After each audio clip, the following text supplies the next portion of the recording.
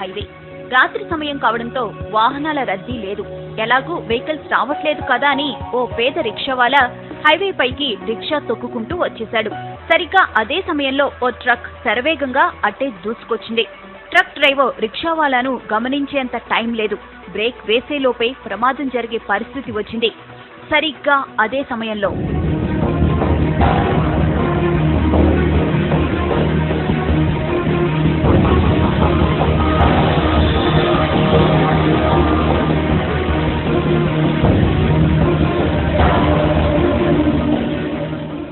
ఇది జరిగిన ఘటన.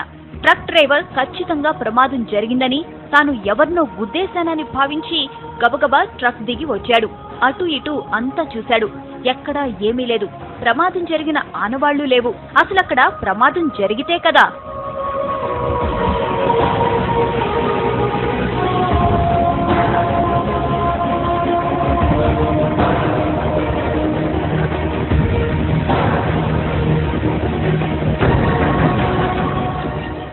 రిక్షావాలాను రక్షించిన అదృశ్య శక్తి అతన్ని రోడ్డు పక్కన విడిచిపెట్టింది.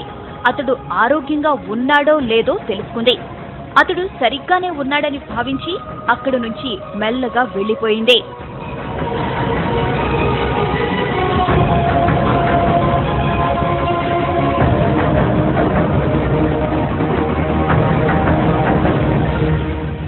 ఇంతకీ ఆమె ఎవరు?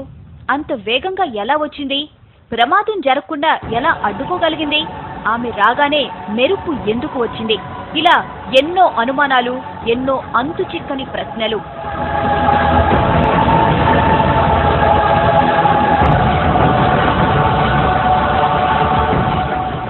అంత వేగంగా మెరుపులా వచ్చింది కాబట్టి ఆమె ఖచ్చితంగా గ్రహాంతర వాసేనంటున్నారు కొందరు. గ్రహాంతర వాసే అయితే ప్రమాదం జరుగుతుందని ముందే ఎలా ఊహించిందని ప్రశ్నిస్తున్నారు ఇంకొందరు. అసలు గ్రహాంతర వాసికి మనిషిని రక్షించాల్సిన అవసరం ఏముందంటున్నారు.